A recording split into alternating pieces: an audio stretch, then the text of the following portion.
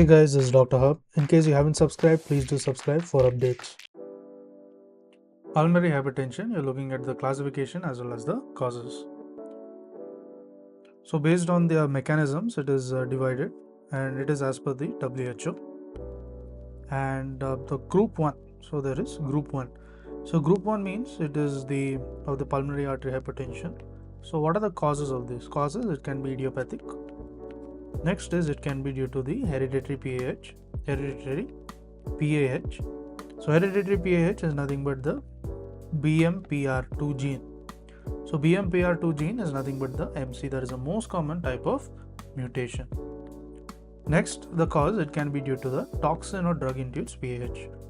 To watch the full video, please click on the link below and it will redirect you to the main video.